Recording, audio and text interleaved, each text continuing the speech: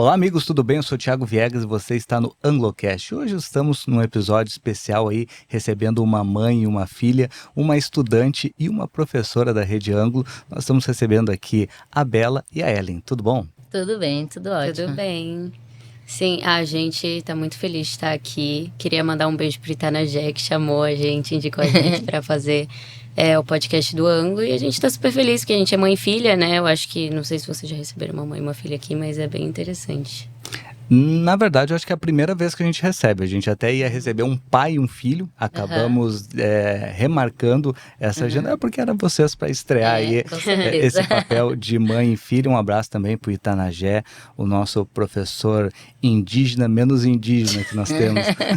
Sim. Mas brincadeiras à parte, para a gente começar a nossa conversa aqui, eu queria que vocês falassem um pouquinho como é que é essa experiência, né, para mãe e filha, mãe como professora, filha como aluno, de estarem desenvolvendo, né, essa formação, essa jornada juntos no colégio. Eu acredito que deve ser muito gratificante, né, vocês poderem estar compartilhando um pouco assim no dia a dia, estarem presentes na vida uma da outra, porque falamos muito aqui dos pais, né, que muitas vezes acabam ficando, nos dias de hoje, ausentes da vida dos filhos, porque ficam ali no trabalho, os filhos ficam muito tempo envolvidos no colégio, e no caso de vocês conseguem conciliar um pouquinho isso, né? Sim. Eu posso começar? Com certeza, pode. Uma coisa que eu acho muito legal é que a gente sempre vai juntas pra escola, né? E a gente acaba estando um pouco mais juntas por conta de que ela é professora e eu sou aluna do Anglo. Eu acho que se eu não fosse aluna do Anglo, a gente não teria tanto contato assim, né, mãe? Porque ela trabalha de manhã e de tarde, e eu sempre tô de manhã lá na escola, depois eu vou pra casa. Então, acho que a gente não teria tanto contato se a gente não estivesse no mesmo ambiente. E eu acho muito legal também, porque daí, quando as pessoas conhecem a minha mãe, elas querem me conhecer também. Ou, se me conhecem, querem conhecer a minha mãe. E acho a gente muito parecidas também. É verdade. Inclusive, alguns falam que ela é Ellen Júnior, né? Sim. Ellenzinha também Ellenzinha. chamam ela. Mas isso é muito bom. Eu sempre prezei por estar muito presente na vida dela. Tanto que quando ela nasceu eu parei de trabalhar por um tempo, né? Fiquei um tempo cuidando dela. E depois fui voltando aos poucos para ter esse tempo com ela. Então eu trabalhava no horário que ela ia para a escola e à tarde eu ficava com ela, né? E então a gente estar juntas no mesmo ambiente é muito legal, porque como a Isabela falou, a gente sai de casa juntas, a gente vem para a escola, a gente tá ali no mesmo ambiente, a gente se vê ali, né? Durante esse período que eu estou na escola, que a gente está na escola, a gente vai para academia juntas também, então a gente faz muita coisa juntas. Nós somos bem parceiras. Bela, tu tá concluindo, né, os teus estudos, pelo menos até agora, né, no ensino médio. Sim. E sabemos que essa época é uma época de muitas dúvidas e muita ansiedade, né? O que nós vamos fazer do nosso futuro? Eu me lembro muito bem que na época eu fiquei, assim, muito nervoso, muito estressado, que eu tinha muitas possibilidades, muitas ideias na minha cabeça, e eu, como todo jovem, né, achava que eu tinha que tomar uma decisão ali que ia ser a minha decisão final. Sabemos que o jovem, hoje em dia, mais do que nunca, é bastante competitivo e se preocupa muito com qualquer período, qualquer tempo que ele for perder na sua jornada, né? Uhum. Então eu queria saber para ti como é que é essa sensação agora de conclusão e já planejando o teu futuro, se tu já sabe o que tu quer cursar, o que tu quer fazer, quais são os teus próximos passos, e se a tua mãe te ajuda ou te atrapalha nessa decisão. Eu acho que, primeiro que assim, essa fase é meio complicada porque a gente sai formada, mas também desempregada, né? E eu, assim, desde pequena eu tenho muita vontade de fazer oceanografia. E é uma vontade que vem desde muito tempo e não mudou. Eu continuo querendo fazer oceanografia. E não sei, foi complicado pra mim, porque desde que eu voltei do intercâmbio, porque eu fiz um intercâmbio, espero que a gente fale um pouco mais sobre isso depois. Mas foi um pouco complicado, porque como eu voltei na metade do ano, para conciliar as provas e tudo mais, para ter umas notas melhores no meu boletim, enfim, foi complicado. E eu acabei não conseguindo me focar tanto para os vestibulares, enfim. Mas eu prestei para a UFSC e fiz o Enem também. e focada na oceanografia. E a minha mãe sempre me ajuda. Ela, meu Deus, minha mãe, sério, ela sempre me apoiou. O que eu quero fazer, ela me apoia. Ela nunca chegou pra mim e falou: ah, filha, mas e medicina? E não sei o quê. Não sei, alguma profissão mais famosa, né? Ou algo que daria, não sei, muito dinheiro, enfim. A minha mãe sempre me apoiou. Ela nunca me atrapalhou. Toda a minha família, na verdade. Meu pai também. Queria mandar um beijo pra ele. Meu pai Tuto. Que também é oceanógrafo. E a minha vontade veio toda por conta dele também. Porque ele é oceanógrafo e eu me inspiro muito nele. Uhum. Que bacana. Sabemos, né, Ellen, que os pais, além de incentivar os filhos, principalmente eles não podem atrapalhar. E muitas vezes na ansiedade, porque todo pai deseja o melhor para o filho, Sim, né? com Então certeza. bate aquela coisa assim: ah, não, meu filho, mas por que não faz isso que é mais garantido? Não, essa profissão não tem futuro. Porque muitas vezes vem ou do desejo do pai de realizar o seu sonho no filho, né? Ou às vezes do não entendimento do pai das habilidades ou das possibilidades que o filho tem. Eu digo isso porque o meu pai não entendia muito bem a minha vocação. Lá atrás eu sempre tive uma vocação muito forte para comunicação, para essa parte criativa, e o meu pai não via isso como um trabalho, né? Não via, não, isso não vai dar dinheiro. Meu pai, ele tinha um projeto bem estabelecido, ele queria que eu fizesse odontologia pelo exército, então tinha que ser um odonto militar, né? Fazer a academia. E não era algo que eu queria, primeiro porque eu não queria sair de casa, porque a formação eu teria que ir para São Paulo, né? E segundo, porque eu não tinha aptidão nenhuma para odontologia, nem gostava de lidar com sangue, essas coisas, né? E daí eu falei assim: pai, mas não tem nada a ver. E ele acabou me atrapalhando bastante nisso, né? Então, queria que tu falasse um pouquinho, principalmente porque sabemos que muitos pais querem, né, ter essa realização pessoal de algum sonho que ele não teve na vida do filho, e também não entende muito bem de dar esse espaço, né, para o filho poder tomar suas decisões, até porque ele tem a sua própria aptidão, que ao longo dos estudos ele vai amadurecendo aquilo, vai se desenvolvendo. A gente tem que confiar um pouquinho, largar um pouco as rédeas na mão dele nessa hora, né? Com certeza. Eu acho que a gente tem que deixar o filho escolher a profissão que ele se sente mais confortável, que ele gosta. Porque não adianta eu, por exemplo, dizer para Isabela fazer medicina se esse não é o dom dela. Daí ela vai, quem sabe, faria e seria infeliz, né? Então, a gente sempre apoia ela, tanto eu quanto meu marido, né? E a gente sempre falou para ela: você pode escolher o que você quiser fazer. Se ela quisesse fazer, sei lá, independente do que fosse, a gente sempre iria apoiá-la. Porque o nosso objetivo é que ela seja feliz, né? Não adianta fazer uma faculdade e ser lá na frente: ai, não é isso que eu quero. E assim como ela agora decidiu, já faz um tempo, né, bastante tempo, por fazer oceanografia, a gente fala para ela: se você, em algum momento, você achar que não é isso, você fala pra gente, não tem problema, você começa de novo, você é nova, enfim, né? Assim, que nem agora também ela voltou do intercâmbio. A gente não ficou pressionando ela com relação ao vestibular. A gente falou: filho, o teu objetivo era chegar, dar continuidade aos teus estudos, passar de ano, passar bem. Foi isso que aconteceu. Então, esse era o teu objetivo. Se você conseguir passar no vestibular, beleza. Se não conseguir, ano que vem você faz um cursinho, você vai, faz de novo. Então, a gente não coloca aquela pressão que a gente sabe e que eu sei também, né? Assim, que eu escuto que muitos pais colocam nos filhos, né? Agora é obrigado a passar em medicina, e fica colocando aquela pressão. E aí o que acontece? Acaba atrapalhando, porque o aluno vai fazer um vestibular, por exemplo, com toda aquela pressão, atrapalha. Às vezes ele sabe, só que por conta da pressão ele acaba não indo tão bem quanto ele iria se ele não tivesse aquela pressão, né? Certamente os pais, eles precisam ser muito compreensivos nessa hora e dar espaço para o estudante, e o estudante e os pais saberem que tu não passar no vestibular não é o fim da vida. Pelo contrário, a vida ela é muito longa, e como tu falou, daqui a pouco fez o curso lá, começou a cursar, viu que não era aquilo, tu tem tempo para poder remanejar. Eu acho que o importante é tu fazer algo que tu te sinta bem, algo que tu tenha vocação, que tu tenha paixão, que te motive todo dia tu acordar para fazer aquela coisa. Que a pior coisa que tem é tu trabalhar por dinheiro, tu trabalhar por obrigação. Quando tu trabalha naquilo que tu ama, naquilo que tu tem paixão, o trabalho ele passa a ser leve para ti. Sim, com certeza. E quando tu falou em relação ali à questão de dinheiro, eu não acredito assim que existe uma correlação entre um emprego e dinheiro, né? Tirando os grandes jogadores de futebol, né? Mas, brincadeiras à parte, o que eu quero dizer é que eu conheço médicos que têm um salário baixo, um salário básico, e médicos que são extremamente ricos, milionários, bilionários.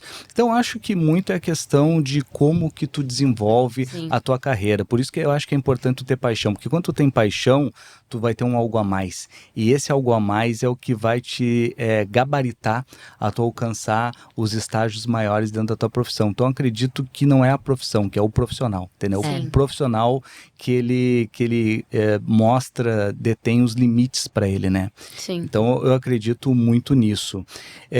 Falando um pouquinho, né, tu já mencionaste ali no intercâmbio, e é uma coisa assim que eu acho que muitos dos nossos ouvintes aqui têm curiosidade, inclusive o meu filho é um que ele tem vontade de fazer um intercâmbio. Sim. Eu queria saber como é que foi essa tua experiência no intercâmbio. Primeiramente, o que te levou a querer isso? É uma coisa que tu já tinha tempo? Como é que tu amadureceu essa ideia e como é que a mamãe lidou com essa ideia? Então, eu desde, não sei, acho que eu tinha uns 10 anos, né, mãe? Eu sempre quis fazer intercâmbio por vídeos que eu via e também porque eu queria ir para outro país, ter uma experiência. E os anos foram se passando e o certo é fazer um intercâmbio se você quer ir na sua época de escola. O certo é você fazer entre os 15 até os 17, mais ou menos, é normalmente o que as pessoas fazem, né? E chegou nos meus 15 anos e eu ainda não tinha visto nada sobre o intercâmbio. Eu falei pra minha mãe, e aí, mãe? Porque a gente não tinha visto nada ainda. E a gente começou a correr atrás, né? E o que me motivou mesmo foi querer conhecer uma cultura nova, morar num país novo também, porque eu queria ficar um pouquinho mais independente, né? Porque eu nunca tinha passado mais de 2 semanas longe da minha mãe, inclusive ela vai comentar ali um pouquinho sobre isso. E foi isso, desde muito pequena eu tenho essa vontade e eu fui pro México, né? Que eu não mencionei, mas eu fui pro México. E foi bem diferente também a experiência, porque eles têm uma cultura bem específica, né? E, enfim, o Dia dos Mortos, os tacos, enfim, é tudo... Nossa, foi muito legal, foi incrível. Uhum. Pra mim foi bem complicado, né? Desde que ela falou que queria fazer, eu fiquei meio, né, com o pé atrás, assim, porque ficar longe muito tempo é complicado, né? Mas a gente, por toda a educação que a gente deu pra ela, a gente sabia que ela iria se dar bem, que a gente podia confiar nela e que ela iria tirar de letra, né? E foi o que aconteceu. Eu sofri muito, né? Porque ela ficou 1 ano fora. Normalmente os intercâmbios são de 6 meses, 3 meses, mas ela ficou 1 ano.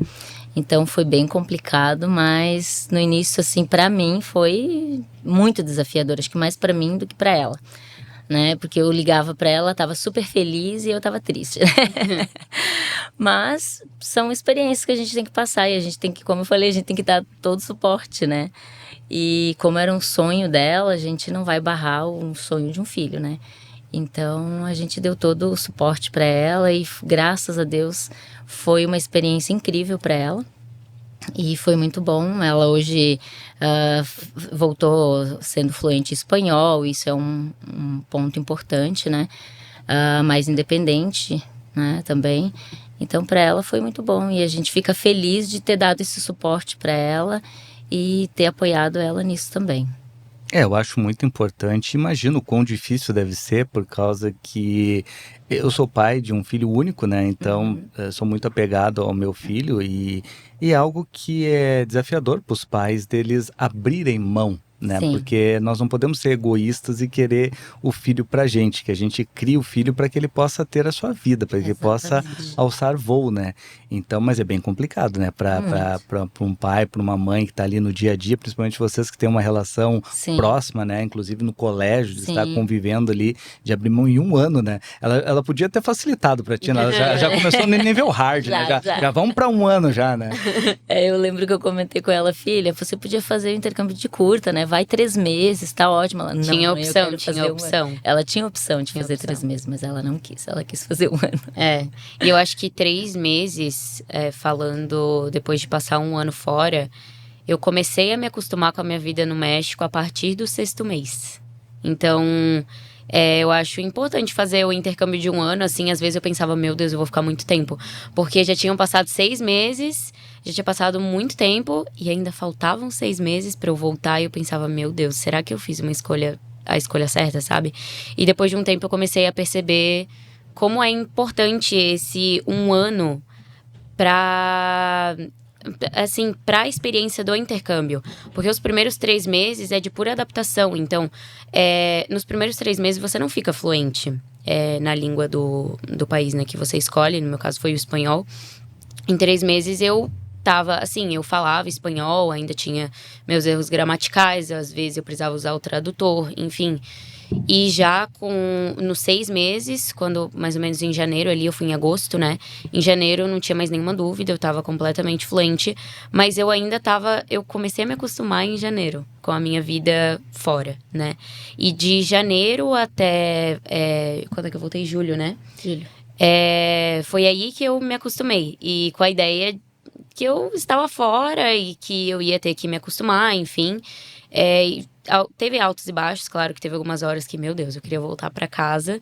Mas acontece, né? A vida não é perfeita. Uma coisa que meu pai falou, ficou muito na minha cabeça, foi que eu tava tendo uma semana muito difícil lá. E meu pai falou pra mim que, independente, eu tenho semanas difíceis aqui em casa e eu tenho semanas difíceis lá fora. E nunca vão ser semanas, dias perfeitos. Então, eu só teria que aprender a lidar com isso. Isso. Realmente uma lição muito sábia, né? Isso daí, dias difíceis tem em qualquer lugar.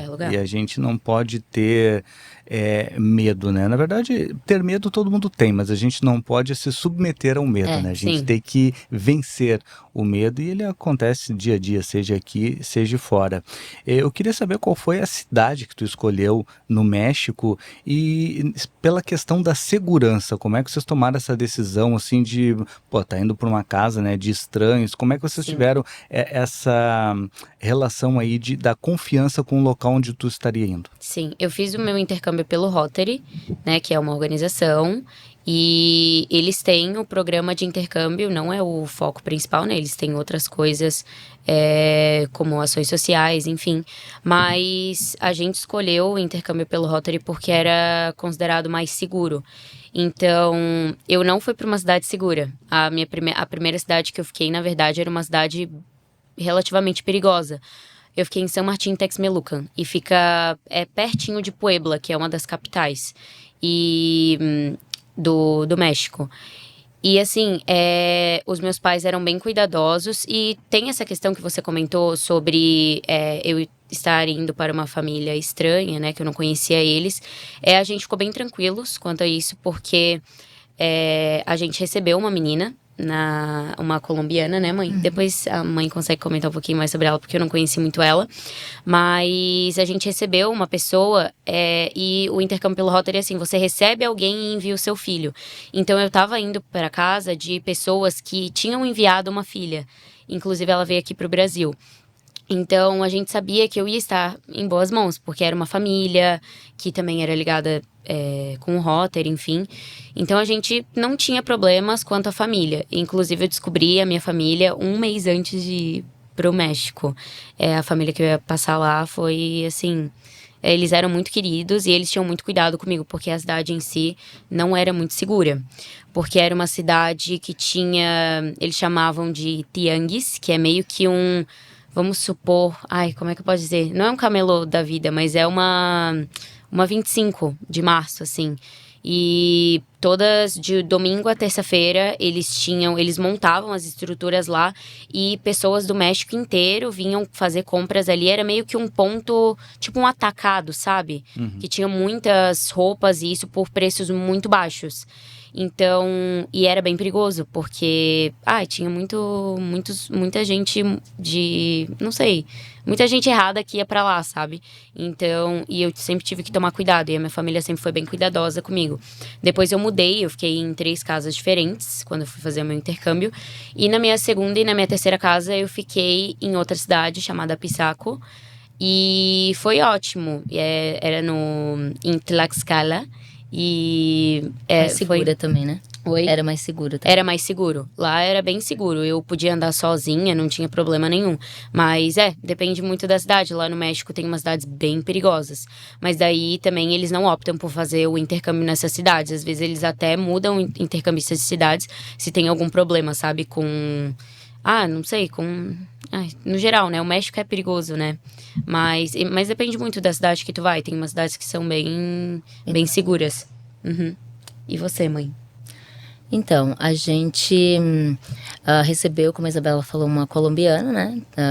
Pelo programa do Rotary. E nós ficamos muito tranquilos porque a Elisete, que é uma oficial de intercâmbio do Rotary de Itajaí, ela nos deixou sempre muito tranquilos com relação a isso, como funcionava. A gente viu como que eles fizeram o processo aqui, então a gente sabia que ia ser tão seguro quanto lá, né? Então foi bem tranquilo com relação a isso. A gente recebeu uma colombiana, a Marro. Com certeza ela vai ver o podcast. Beijo, Marro. E foi muito bom estar com ela. Ela foi uma intercambista incrível também. E foi bem tranquilo. Foi uma experiência muito boa pra gente. É algo, assim, diferente, né? O pessoal não está muito acostumado. E eu queria saber qual foi os maiores desafios que tu enfrentou quando tu colocou nos teus pés lá na casa a primeira vez, né? O que muda? O que é mais difícil, assim, de se adaptar? Eu acho que depende muito da família, né? Com cada família eu tive experiências diferentes. E, enfim, na primeira família, com certeza foi o espanhol, porque eu cheguei no México sem saber falar um A de espanhol, assim, não sabia nada, só o básico. O básico, assim, que eu digo algumas palavras, tipo, hola, como estás? E isso, era isso que eu sabia falar. E, então, foi o espanhol, e eu fui, às vezes eu pegava, assim, na minúcia, quando eles chegavam pra mim e falavam, estás lista? E eu pensava, o que é isso, né? O que significa essa palavra? E eu fui pegando, assim, pelo contexto que era, eles estavam perguntando se eu estava pronta para sair. Então, eu fui me adaptando assim com eles. E também, depende muito da família. Minha primeira família gostava muito de fazer programas em família. E no começo eu achava muito legal isso. E por eles serem mais protetores, eu acabava não saindo muito. E eu acabava tendo que passar a maioria do meu tempo com eles. Então, e eles não eram meus pais. Então, é muito legal você conviver com outras pessoas, enfim, mas você ter que se adaptar por 4 meses, que foi a minha primeira família, com pessoas que você acabou de conhecer, é um pouco complicado, sabe? Eu tive uns problemas com a minha primeira escola lá no México também, e é muito difícil, assim, a adaptação também, porque eu tava longe dos meus pais, né? Então, tudo, eu não podia ligar ali pra minha mãe e falar, ô mãe, como é que eu posso resolver isso aqui? Porque ela não ia saber me dizer. Então, tudo eu fui ter que resolvendo sozinha. Eu acho que essa foi a parte mais difícil, foi ter que me virar sozinha. E saber também que as pessoas que estavam lá estavam me conhecendo. Então, elas não sabiam quem eu era. E eu tinha que ir mostrando pra elas todos os dias também. E fazer sempre as vontades deles. Comer o que eles me davam pra comer. E eu também acho que isso foi uma parte bem difícil, porque eu sempre tive uma vida muito saudável aqui no Brasil. E quando eu fui pro México, eu tive que me desvincular um pouco disso, porque lá eles comem muita besteira, comem coisa com muita gordura. As comidas tradicionais de lá têm muita gordura. Então, foi algo que eu fui me desprendendo, assim, sabe? E eu fui ter que me adaptar, não tem muito o que fazer. A gente tem que se adaptar com a vida deles, né? Não são eles que têm que se adaptar com a nossa. Então, foi complicado, mas foi interessante, porque daí eu voltei uma nova pessoa, né? Voltei mudada. Eu tenho certeza e, de certa forma, eu entendo um pouco o que tu passou. Eu nunca fiz intercâmbio, né, na minha juventude, mas logo nos meus primeiros trabalhos com o cinema, eu fiz um documentário para a obra missionária da igreja. E daí, por ser um trabalho para a obra missionária, eu aceitei fazer um documentário de 30 dias no Uruguai e eu aceitei ficar na casa dos missionários, né? Então, não fiquei fiquei em hotel para deixar um orçamento execuível, né, para a obra. E ali foi muito interessante porque, primeiro, em relação à língua espanhola, né, as pessoas têm a noção do espanhol fronteiriço, né, espanhol ali de Ribeira, espanhol, né, das cidades que fazem fronteiras com o Brasil. Quando tu pega o interior de algum lugar que fala o espanhol, é um espanhol totalmente diferente, um espanhol carregado, um espanhol com sotaque, um espanhol muito rápido, né? Sim. O pessoal fala muito enrolado e muito rápido e fica difícil de tu acompanhar e tu ter que ir um pouco pro instinto. Mas principalmente esse negócio de ficar na casa das pessoas, porque como eu rodava muito de casa em casa, né, que eu ia indo de um estado para o outro, de uma cidade para outra, gastronomia, a gente pegava, por exemplo, assim, eu peguei paraguaios, peguei colombianos, tudo morando no Uruguai, uruguaios mesmo, e daí cada um tinha um estilo, e eram umas comidas assim totalmente diferentes, são pessoas diferentes, mas tu acaba meio que entrando num ritmo ali, num módulo viagem que tu vai te adaptando, e é muito interessante até a gente saber esse poder de adaptação que a gente tem, né, a capacidade que a gente tem de nós somos pessoas sociáveis, né, então nós já fomos criados para conviver em grupo, e a gente consegue rapidamente incorporando ali aquele ritmo e trazendo para nossa vivência, mas isso no caráter da gente estar se adaptando à cultura dos outros. Mas quando a gente vai receber uma outra cultura na nossa casa, qual é que é o desafio, velho? Então, tem coisas... as pessoas, elas são muito diferentes, né? Por exemplo, a intercambista que a gente recebeu, ela tinha outros costumes, né? Mas, quando eles chegam na nossa casa, a gente passa para eles como é que a nossa casa funciona. Porque... qual que é a ideia do Rotary? Eles vêm para o nosso país e eles têm que se adaptar com a nossa cultura, né? Então eles chegam, a gente fala para eles assim, ó, aqui é assim, assim, assado, né? Por exemplo, tomar banho antes de dormir é um costume nosso. A gente tem costume de tomar banho antes de dormir. Aí, se o intercambista não tem esse costume, ele vai ter que se adaptar com o nosso costume. Comida, né? Também, né? A questão da alimentação, que eles vêm com eles têm um outro tipo de alimentação, eles têm que se adaptar com a alimentação. Então, foi tranquilo porque a gente chegou e falou, aqui é assim, assim, e eles têm que seguir os nossos costumes, tá? Assim como a Mabela foi pra lá, e lá eles almoçam às 4 da tarde, 3, 4 da tarde. Ela teve que se acostumar com isso, ela não podia almoçar meio-dia, né? Então, o intercambista, ele tem que se adaptar com a cultura do país que ele está. Então, pra gente foi tranquilo. Pro pai, pra quem tá recebendo, é tranquilo. Eu acho que é mais desafiador pro intercambista. Sim. Sobre a parte do almoço, foi bem difícil de me adaptar, inclusive. E tem outros países, assim, que tem um fuso. Tem uma menina que fez o processo de intercâmbio comigo, que ela foi pro Japão. Então, imagina, é um fuso muito grande. E pra mim já foi bem complicado, não o fuso horário, mas por conta do horário mesmo, de comer. Porque de manhã eles comiam às 7 e pouquinho, né? Que é o horário ali das 7 às 9, que é o horário do café da manhã. E depois eles só comiam 3, 4 horas da tarde. Eles almoçavam às 3, 4 horas da tarde. Não tinha café da tarde, não tinha um bolinho, não tinha um cafezinho. Isso não existia, sabe? E meio-dia você ficava com fome mesmo. E daí, depois de um tempo, eu acostumei, né? Porque o nosso corpo se acostuma. Mas nunca que eu ia chegar a falar, eu vou comer agora, que é meio-dia. Não, né? Porque eles ainda não tinham feito a comida. E, enfim, tem que ter respeito também, né? Então, foi complicado, mas meu corpo se adaptou. Nossa, bem diferente mesmo. Essa daí eu não sabia sobre esse costume do México. Falando um pouquinho de gastronomia, que é um assunto que eu adoro também, né? Sim. Quais são os principais mitos da gastronomia mexicana que nós, como estrangeiros, temos, mas tu chega lá na prática e não tem nada a ver com a gastronomia mexicana? Os tacos duros. Os tacos não são duros, eles são molinhos. Sabe a tortilha? Ela é molinha, não existe taco duro no México, que é com a tortilha dura, assim, que é... Se você vai no restaurante mexicano, os tacos são bem posicionadinhos, assim, durinhos, faz crack. Isso não acontece lá. As tortilhas lá são tortilhas... Tem dois tipos de tortilhas no México. A de maíz, que é uma tortilha de milho, e a de harina, que é de farinha. eles comem os tacos com as tortilhas de maíz, que são... E eu acho engraçado porque lá você muda o tipo de tortilha, muda o nome. Então, se você come só a tortilha com a tortilha de farinha com queijo, são quesadillas. Se você come a tortilha de farinha com queijo e com presunto, são sincronizadas. Muda só por conta de um ingrediente. Eles mudam os nomes. Então tem milhares de nomes de comidas lá. Mas eu acho que assim, o maior mito são os tacos duros e também os burritos, porque os burritos são mais dos Estados Unidos do que do México. E as pessoas sempre relacionam com o México, né? Mas normalmente as pessoas comem mais lá. Mas eu acho que os mitos, não tem muito mito, porque lá realmente eles comem muito taco.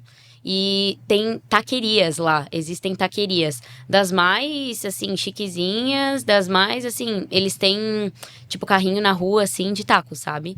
Então, eu acho que o maior mito é da tortilha dura mesmo, que isso não existe lá. Mas, assim, falando um pouco sobre as comidas, né?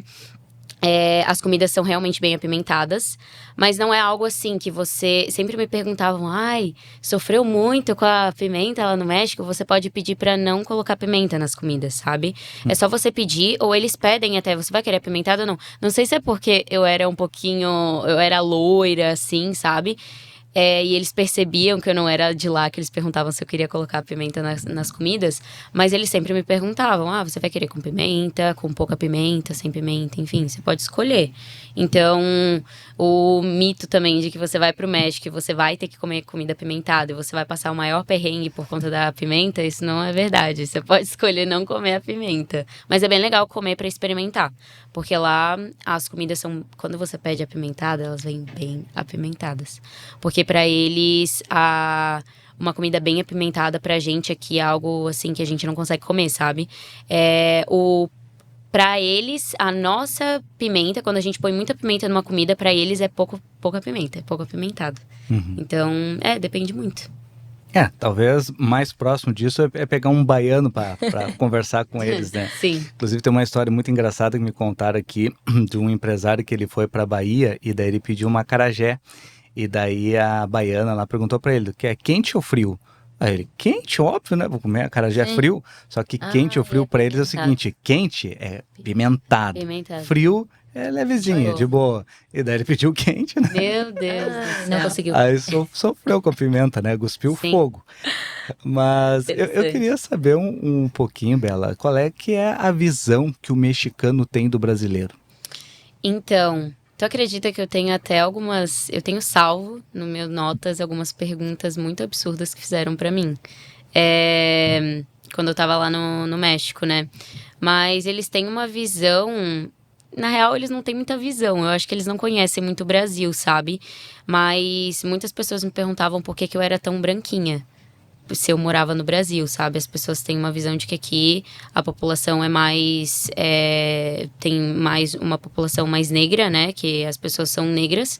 E realmente, né? O Brasil tem uma população majoritariamente negra, mas aqui pro sul as pessoas têm descendentes da Europa, né? Alemães, isso. E você me permite, eu posso pegar aqui Claro. As perguntinhas que eu tinha. Eu deixei aqui salvo, porque sempre que eu vou comentar sobre o intercâmbio, eu falo com as pessoas sobre isso. Porque, nossa, de verdade, muitas pessoas não sabiam coisas, assim, muito básicas. E na verdade, eu nunca me ofendi. Eu acho que só teve uma pergunta que eu me senti ofendida. Sabe quando sempre...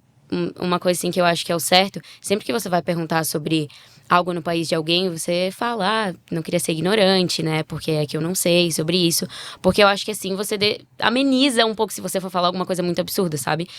Me perguntavam, falavam pra eu falar brasileiro, porque pensavam que a gente falava brasileiro e não português. Falavam muito que queriam conhecer a capital do Brasil, o Rio de Janeiro. Todo mundo achava que era o Rio de Janeiro a capital do Brasil. Perguntavam muito se eu morava em São Paulo, porque, de verdade, eles só conhecem São Paulo e Rio de Janeiro. E às vezes não conhecem São Paulo, só conhecem Rio de Janeiro. E perguntaram já se tinha McDonald's no Brasil também pra mim. E o que perguntaram pra mim que eu fiquei mais chocada perguntaram se a gente comia feijão aqui. E pra mim isso, e eu lembro que quando eu recebi essa pergunta foi uma menina da minha escola que me perguntou. Eu lembro que eu olhei pra ela e falei assim: poxa, você não sabe nada mesmo do meu país, né? A base da nossa cultura, da nossa comida é o feijão, né? A feijoada, o arroz, enfim, o nosso PF, né? Prato feito.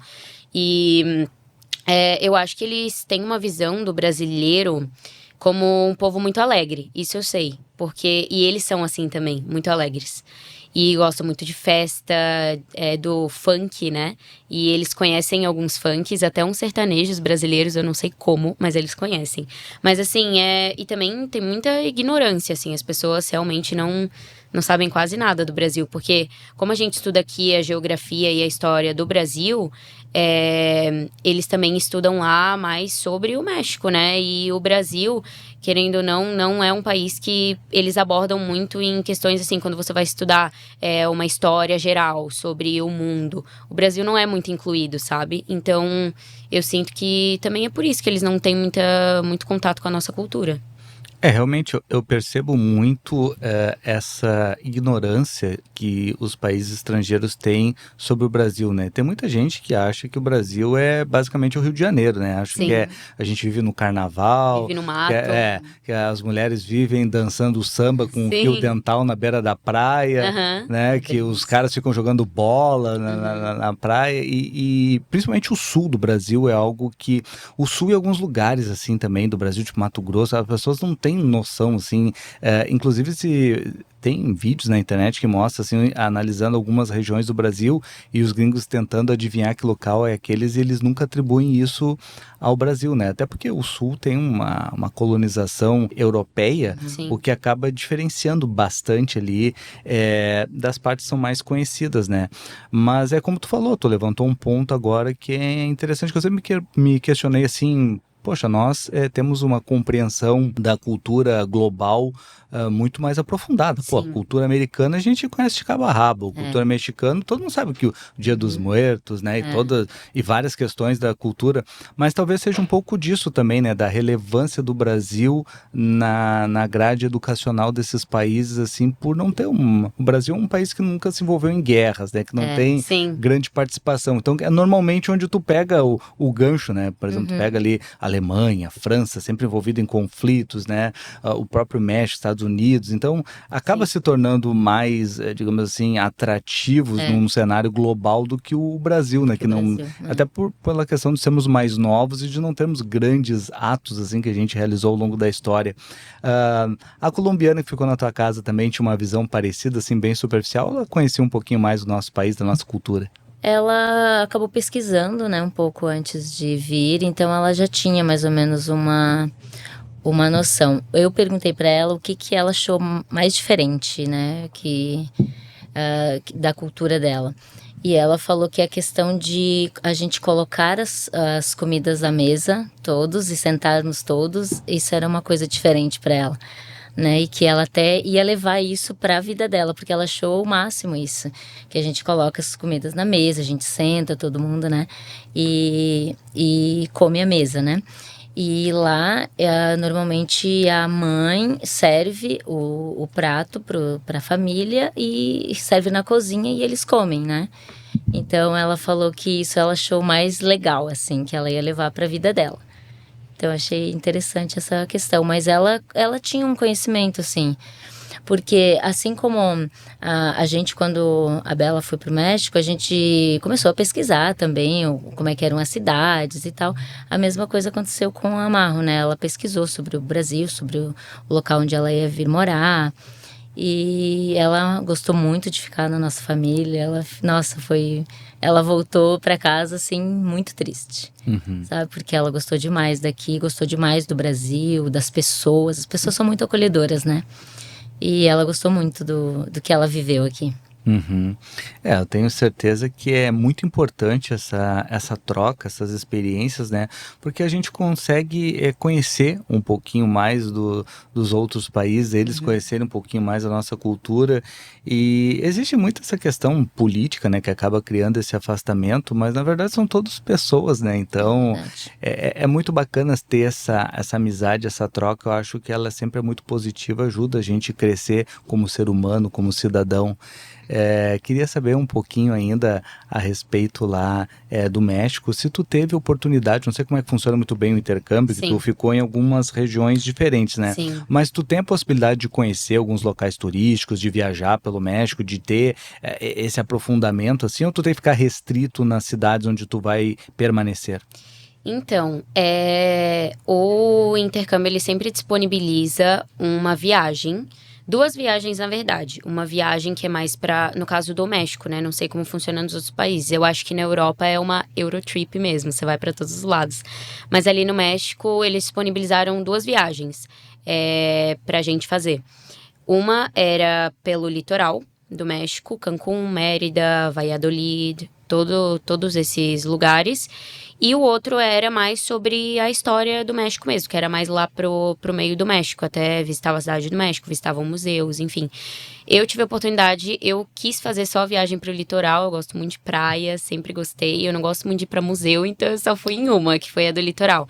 E essa é a viagem que eles disponibilizam assim, a gente paga a viagem, claro, né?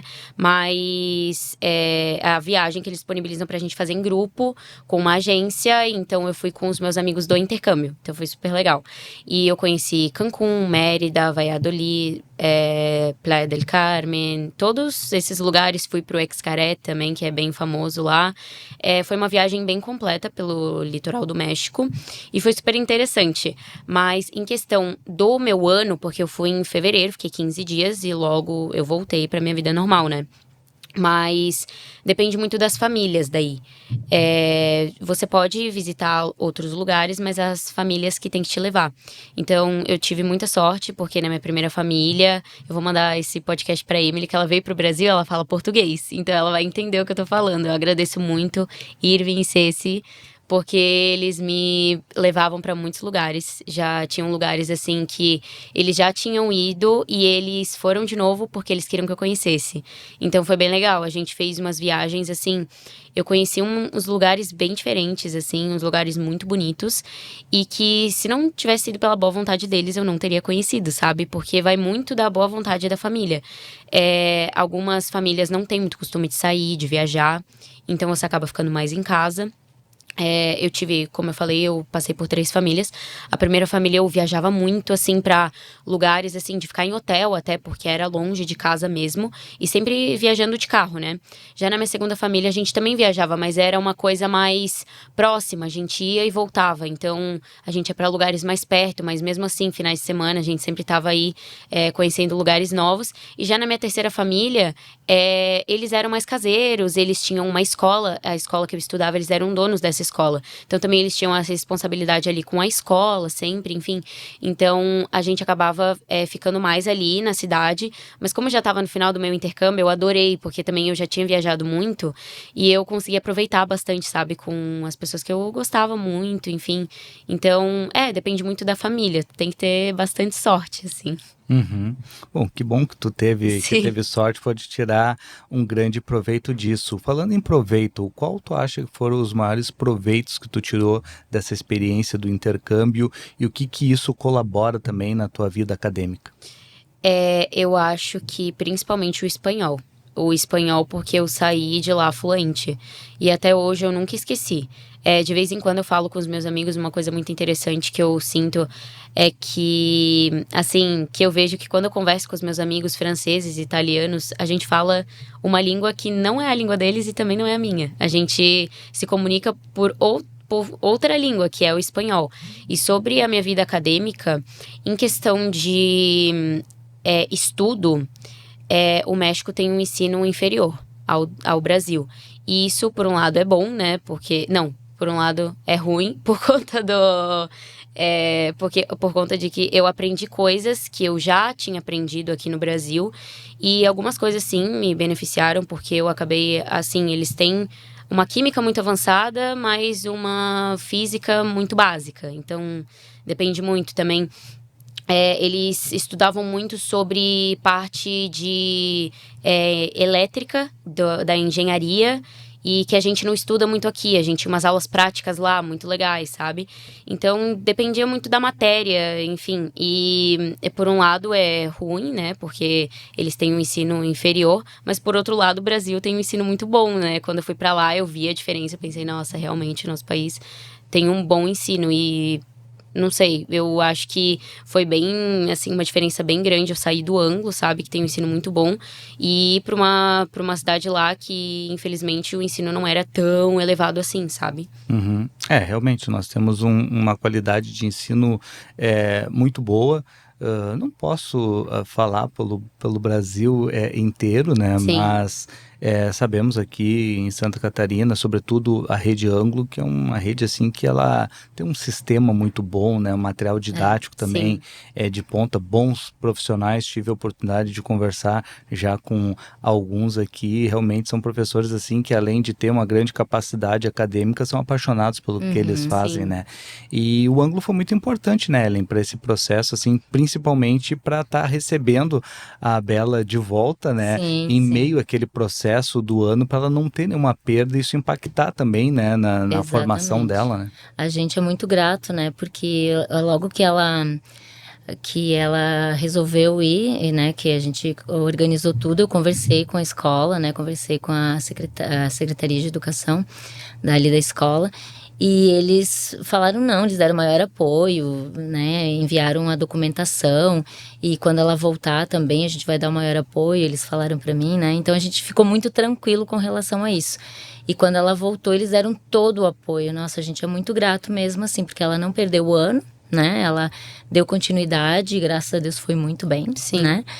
E uma coisa que eu acho legal até a gente comentar é que a gente fez um trabalho, não lembro em que ano que foi, que eles tinham que fazer, ou era um vídeo, ou era uma música, né? E aí a Bela fez um trabalho, né? E tinha que ser em inglês. Ela escreveu essa música em inglês, que era para esse trabalho. E depois deste trabalho, ela começou a escrever outras músicas da autoria dela. E hoje ela tem uma música que inclusive tá no Spotify, né? Que depois ela pode falar um pouquinho melhor, mas que surgiu essa questão dela escrever, dela fazer as próprias músicas de um trabalho que foi pedido na escola. Então acho que isso é interessante a gente falar, né?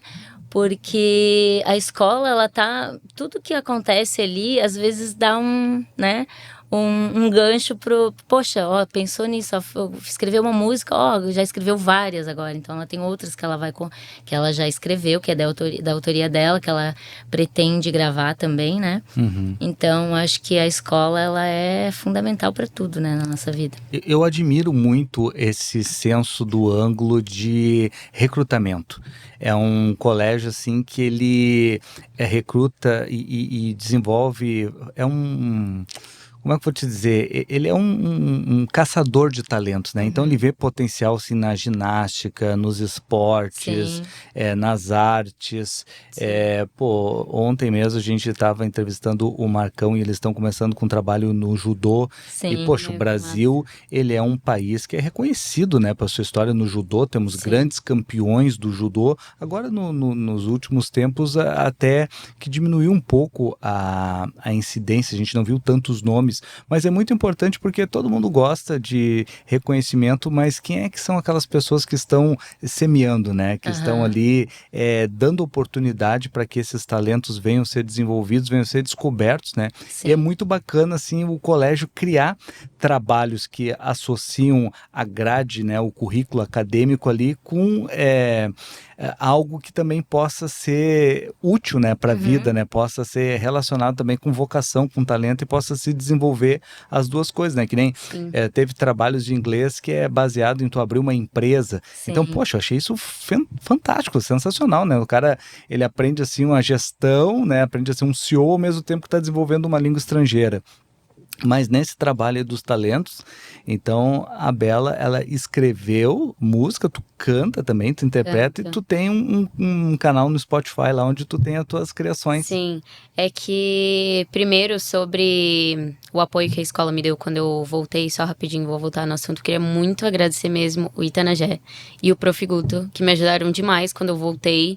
Eu acho que foram as pessoas que mais me deram suporte, assim, desde que eu voltei do meu intercâmbio, e era um suporte que eu precisava, sabe? Eu voltei meio perdida, assim. Queria muito agradecer eles, de verdade. Vocês foram muito importantes nesse tempo, nesse meio tempo. E sobre a minha música, como a minha mãe comentou, era um trabalho de escola, que a gente sempre tem trabalhos interdisciplinares. E eu acabei fazendo essa música em 2023. O meu pai sempre me falava que eu tinha que fazer música, porque ele sabia que eu tinha um dom de fazer música, porque meu pai toca violão e canta também. E ele falava pra mim, eu não tenho dom, mas você tem, e que você tem que investir. E foi aí que eu fiz a minha música, né, que foi pra um trabalho, pra um projeto da escola. E logo depois foi aí que eu peguei o gosto, sabe, por continuar fazendo música. E eu criei a minha música Intenções de um Beija-Flor, que tá disponível em todas as plataformas digitais, todas. YouTube, Spotify, Apple Music, tudo. Tá disponível em todas as plataformas. E eu escrevi essa música mais ou menos lá pro final de 2023. Logo depois de eu escrever essa, passaram uns meses e eu comecei a ter gosto por escrever música. E eu ainda só tenho ela no Spotify, eu não tenho outras, mas eu pretendo gravá-las, porque eu já tenho elas guardadinhas aqui, eu só preciso gravar realmente para publicar. Mas, foi muito importante, assim, o Anglo me impulsionou, né? O trabalho que o Anglo me passou para fazer foi o que me impulsionou para começar realmente a escrever música. E eu acho isso muito interessante, porque não é aquela coisa, não sei, assim, aqueles trabalhos, sabe, cheio de regras, assim, que você tem que escrever alguma coisa, algo muito restrito. Eles abrem muito a nossa cabeça para muitas coisas, sabe? E foi muito importante. Uhum. Realmente, quando nós temos uma escola que ela nos abraça, que ela nos desafia, isso daí é muito interessante, que a gente consegue desenvolver e alcançar, às vezes, resultados que a gente nem estava esperando, Sim. ou encontrar talentos que a gente nem sabia, mas que estavam adormecidos ali. Eu vou estar deixando linkado na descrição desse vídeo ali o acesso à música da Bela, então se tu quiser conhecer aí, já dá para ela essa audiência aí para estar incentivando aí um talento surgido no ângulo. Sim, muito obrigada. Mas falando um pouquinho aí de intercâmbio, o Anglo também está vindo com um projeto aí de intercâmbio juntamente com a língua inglesa, né? Nós acabamos de falar aqui de todas as vantagens e de toda a experiência e tudo que traz, né? Todo o desenvolvimento que traz o intercâmbio, e queria falar um pouquinho contigo a respeito dessa iniciativa e como é que tu vê essa iniciativa, o Anglo, que a gente acabou de falar aqui, que propicia tantas coisas, né? Agora trazendo aí uma experiência para os alunos poderem vivenciar a língua estrangeira, vivenciar o inglês fora do Brasil. É um projeto que surgiu esse ano, né? Eu acredito que a escola ainda vai expor melhor isso, mas é interessante, né? Eu acho que qualquer coisa que você sai ali só da questão da escola ali, né? Por exemplo, assim, o aluno vai para fora, vai fazer um intercâmbio que seja de, sei lá, de 1 mês, de 3 meses, o tempo que for é um tempo que com certeza ele vai ter ali um aprendizado novo, né? E é muito importante, mas eu acredito que a escola vai estar ainda falando um pouco mais a respeito dessa questão do intercâmbio, né? Que foi uma questão que surgiu esse ano agora, então acredito que ano que vem eles vão fazer uma exposição melhor aí com relação a esse intercâmbio. Eu não estou muito por dentro agora. Eu tenho certeza, até porque depois desse episódio aqui, o pessoal já deve estar animado já, né? Fazendo as malas já para partir. Até porque eu acho que é muito importante para o nosso jovem hoje, né? Ele ter essa vivência para ele poder pegar um pouco de experiência, né? Um pouco de bagagem. eu acho que ajuda muito, né? Porque hoje a gente acaba vivendo numa sociedade que é muito protetiva e Uhum. acaba ficando, às vezes, o jovem muito privado das experiências, né? Antigamente a É, gente era mais, digamos assim, desafiado a enfrentar o mundo. Então é importante que quando tu sim. vai para o mercado de trabalho, inevitavelmente tu vai ter que enfrentar o mundo. Então, quanto mais bagagem, quanto mais casca tu adquire para lá, eu acho que isso soma bastante, né? Sim. Eu Com acho. certeza. É que o intercâmbio, além de você ter uma experiência diferente na tua vida, tu volta outra pessoa, sabe? Porque você tem que lidar com muitas coisas que você não lidaria no seu cotidiano. Então, é exatamente isso. Eu acho que é muito interessante também para você ter uma bagagem, né? E às vezes acontecia alguns problemas. Minha mãe falava para mim, filha, quando você estiver no seu trabalho, vão ter colegas de trabalho que você não vai gostar. Às vezes o seu chefe, você não vai gostar do seu chefe, você vai ter problemas na sua vida, no seu cotidiano que você não tem agora, né? Porque eu tenho 17 anos ainda. E que eu vivenciei no México de maneiras diferentes, óbvio, mas são coisas que, se acontecer no meu futuro, eu vou saber lidar porque eu soube lidar lá atrás, sabe? Uhum. Eu acho que isso é fundamental, né? Toda experiência que a gente tem, ela acaba nos preparando para situações que nós vamos encontrar no nosso dia a dia, que a gente já tem, digamos assim, a receita, né, para como É. lidar Uhum. com elas. Falando em receita, né, hoje em dia a gente vive uma sociedade que ela tá muito acelerada, né? A gente tem, assim, inúmeros conteúdos, principalmente aí nos meios digitais, onde a gente é bombardeado, né, com essa explosão de dopamina e tudo fica para ontem, né? Uma ansiedade, nunca vivemos tanta ansiedade, tanto TDAH, tanto crise de É. pânico. Eu queria saber o que que isso impacta na sala de aula, Ellen. Como é que que tu vê assim essa mudança comportamental dos alunos na sala de aula?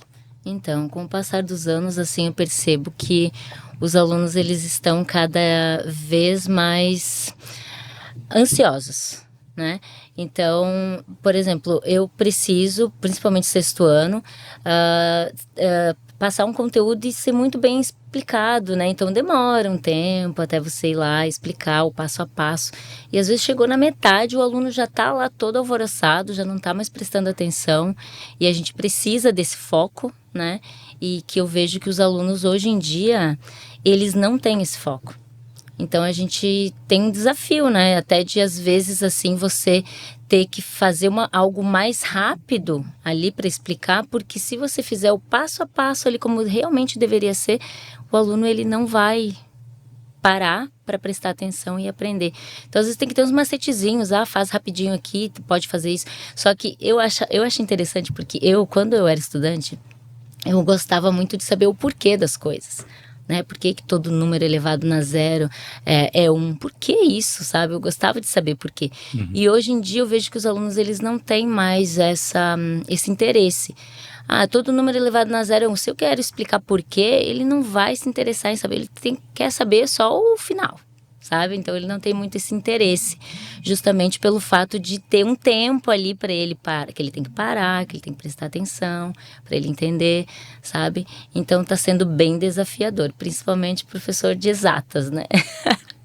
Acredito que para todos os professores, mas para exatas é bem desafiador mesmo. Eu acredito que é um grande desafio, né? E é preciso ter um pouco de medida nessa questão, assim, do manejo, do gerenciamento do teu tempo. Eu sempre falo pro meu filho, tu vive numa era tecnológica que eu tinha outras coisas que eu fazia na tua época, mas hoje tu já nasceu nesse contexto. Então não vou dizer para ti, não olha YouTube, não fica no celular, não fica no joguinho, só pondera Sim. esse tempo, sabe? Tipo, diminui um pouco esse tempo aqui de vídeo para ler um livro, ou às vezes pega um período assim para tu sair. Pô, a gente vive na praia e às vezes eu tenho que arrastar literalmente o meu filho pra praia, porque se deixar ele fica trancado ali o tempo todo. E é bom a gente ter esse momento assim pra gente ficar livre de telas, pra gente ter uma conexão com a nossa mente, né? Não é à toa que um dos povos mais disciplinados do mundo aí, que é o Japão, tem hora de meditação, né? Então Sim. eles param tudo para ter aquele foco, né? Para a gente conseguir gerenciar isso, né? E do ponto de vista do jovem, como é que a gente lida com essa situação? Eu acho que cada vez mais as pessoas querem encurtar os vídeos e... uma coisa que eu achei, assim, um absurdo foi quando eu fui fazer a minha música e ela tinha 2 minutos e 50, eu acho, 3 minutos. E daí eu lembro que o produtor falou, que bom que é uma música pequena, porque hoje em dia as pessoas não estão acessando as músicas muito grandes, sabe? Passou dos 5 minutos, as pessoas não escutam mais. E eu acho, não sei, eu acho que cada vez mais as pessoas querem tudo mais rápido e mais rápido. E é verdade, eu não tenho mais esse tipo de curiosidade que minha mãe tinha. Eu não tenho, sabe? Então, eu também acho que às vezes quando o professor para pra explicar o porquê das coisas, isso as pessoas não estão interessadas, sabe? E eu acho muito que é da geração mesmo.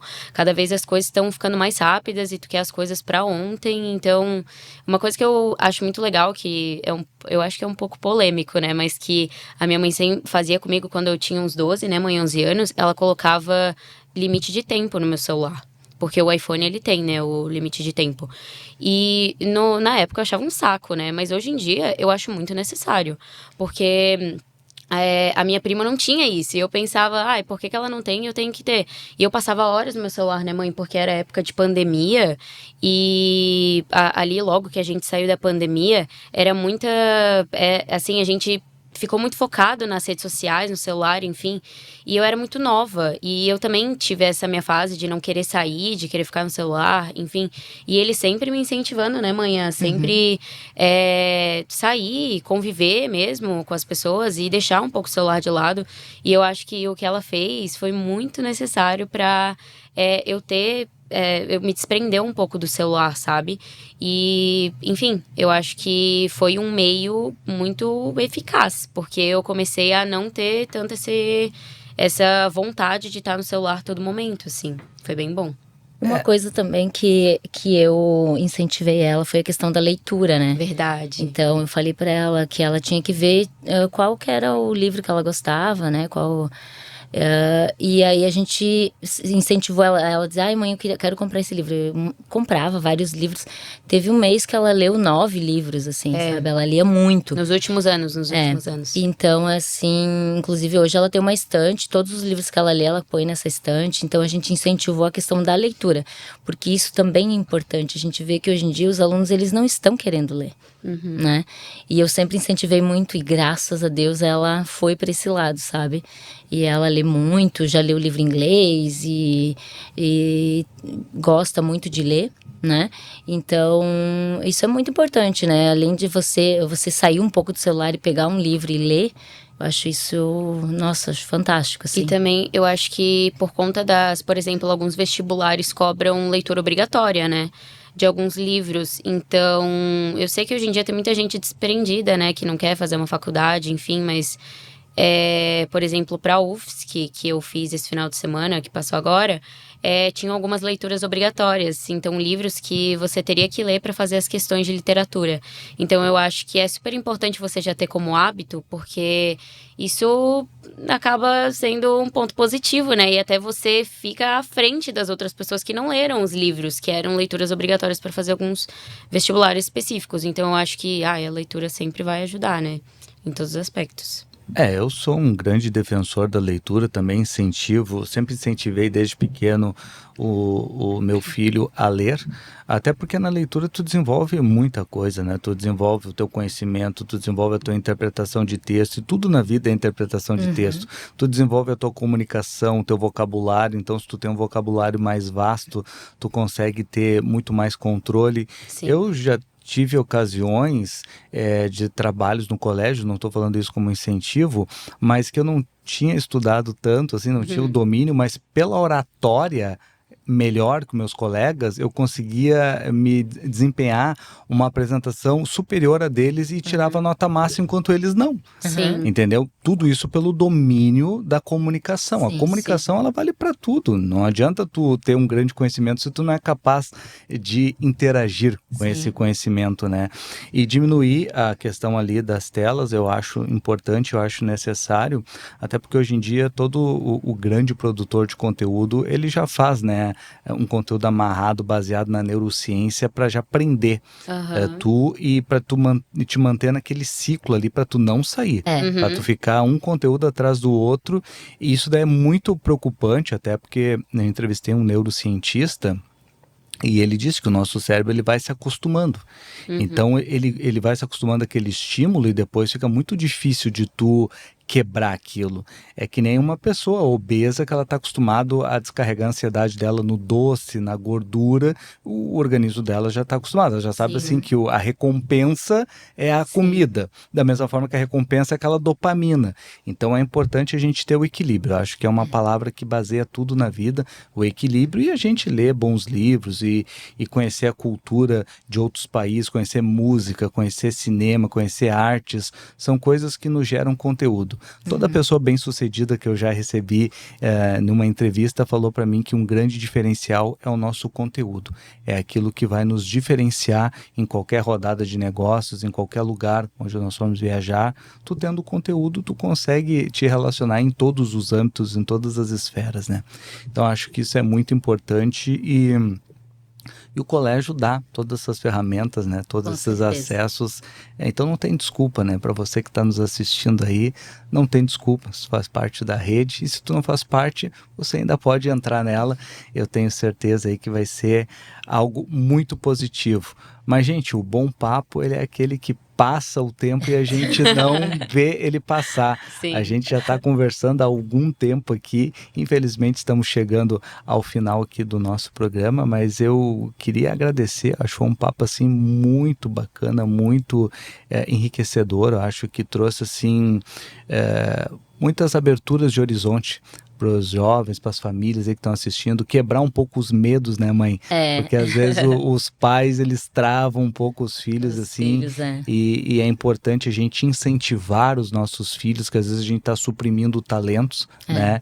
E para os jovens, né, para mostrar um pouco dessa coragem, dessa garra e também dessa sede, né? Eu fico tão triste quando eu vejo um jovem que ele não se preocupa com o futuro, que ele vive assim, não vou estudar, não vou fazer, não precisa, não quero isso, profissão herdeiro. Cara, se a tua família já tá com tudo ganho, pelo menos honra o legado da tua família, até porque é o seguinte, impérios são difíceis de construir, mas são fáceis de se destruir, né? O dinheiro nunca é infinito, então sempre é importante a gente, e também pra gente ter o orgulho de ter construído algo por si só, né? Sim. Então acho que é muito importante. Exato. Exatamente. Sim. Eu fico muito feliz de ter participado. Eu acho que é legal abordar esses temas de intercâmbio também, porque eu tenho certeza que muitos alunos do Anglo têm vontade de fazer um intercâmbio, as pessoas no geral, né? Os jovens no geral. Tem que ter muita coragem e tem que ir com garra mesmo, porque as coisas vão acontecendo na nossa vida e a gente tem que aprender a lidar com isso, né? Mas eu fico super feliz de ter a oportunidade de vir aqui conversar com você e com a minha mãe também, né? Porque isso é muito importante pra mim, tá trazendo a minha mãe junto. Porque a nossa trajetória no Anglo foi uma trajetória que a gente passou juntas, né, mãe? É verdade, foi muito bom. E eu acho que os pais, como você falou, os pais, eles têm que orientar os filhos e incentivar, e nunca barrar, sabe? Nunca, tem que deixar aí, né? Só que a gente precisa orientar, foi isso que a gente fez com a Bela, a gente sempre orientou ela, falou pra ela que na vida a gente tem dois caminhos, o caminho do certo e o caminho do errado, né? Não tem meio termo, né? Então, se você estiver no caminho certo, a gente vai sempre estar contigo, sempre te orientando, sempre te ajudando.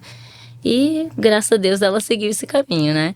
Sim. E é isso que a gente tem que fazer. Acho que nós como pais, a gente não pode segurar os filhos embaixo, né, da nossa asa, né? A gente tem que orientar e deixar eles irem, né? Que assim eles vão ter sucesso, com certeza. Com certeza. Agradeço demais a participação de vocês. Agradeço também a sua audiência. E se for para ficar zapeando horas aí nas redes digitais, que seja no Anglocast, né? Pelo menos você vai levar um bom conhecimento. Tô escutando a minha música. Vamos deixar linkado aqui. Tu já faz essa gentileza para nossa talentosa aluna aqui, fruto, né, do projeto do Anglo. Então, dá essa força para Bela. Eu vou estar deixando na descrição desse vídeo aí o link lá dela. E daí você já baixa a música, escuta, faça os meios que forem necessários. Agradeço demais a audiência de vocês. Já coloca aqui nos comentários qual é o local que tu teria o sonho de fazer um intercâmbio. Já vai, a gente tem que fazer um posicionamento. Quando a gente coloca na descrição, a gente já está prenunciando aí Sim. algo que vai acontecer. Se tu acha que essa conversa foi bacana aí, tu já deixa o like, né, que ajuda bastante para que ela chegue ao máximo de pessoas possíveis. Não se esqueça de se inscrever nesse canal, tem conteúdo inédito toda semana e eu estou contando com a audiência de todos vocês. Quero vocês aqui participando, que esse é um canal para você, aluno, professor, para os pais. Esse aqui é um local para todos nós estarmos trazendo essas histórias. Nos vemos numa próxima oportunidade. Até lá. Tchau, tchau. Tchau.